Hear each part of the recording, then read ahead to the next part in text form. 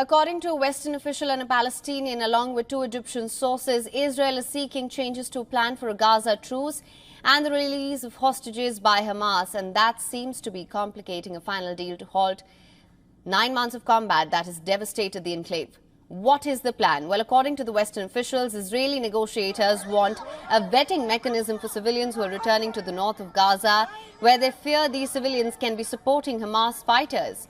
Israel said the displaced Palestinians should be screened as they return to the enclave's north when the ceasefire begins. The Palestinian militant group has, however, rejected the new Israeli demand. Another sticking point, as told by the Egyptian sources said, is over Israel's demand to retain control of Gaza's border with Egypt. Cairo has dismissed that demand, calling it as outside a framework for a final deal.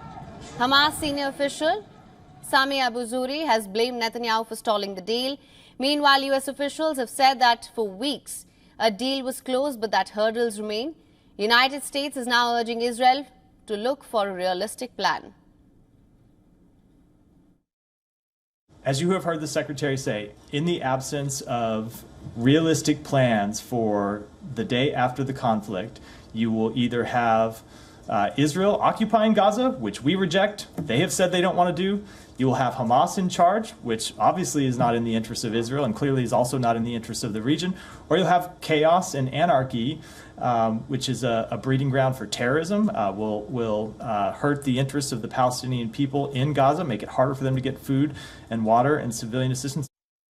On the other hand, Israeli chief spokesperson Rear Admiral Daniel Hagari said that Hamas exploited humanitarian area to hold the hostages captive.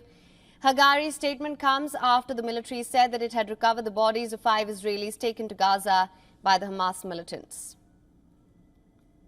The Hamas terror organization abducted our hostages into their tunnels, 20 meters below the city of Khan Yunis.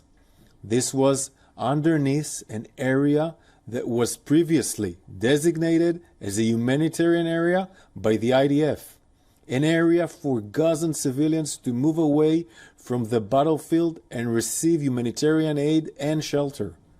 On the battleground, Israel is continuing with its operations. According to hospital officials in Gaza, Israeli strikes on the southern city of Khan Yunis killed at least 7 Palestinians overnight on Thursday.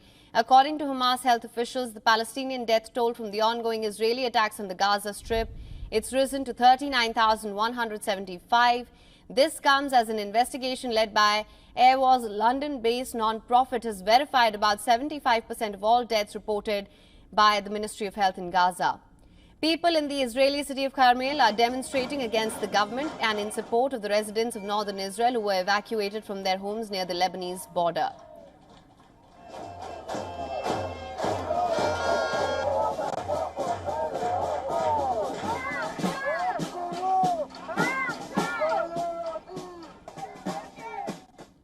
On the other battlefront, in Yemen, the Iran-backed group leader has declared a Houthi response to Israeli airstrikes near Yemen's Hodeidah.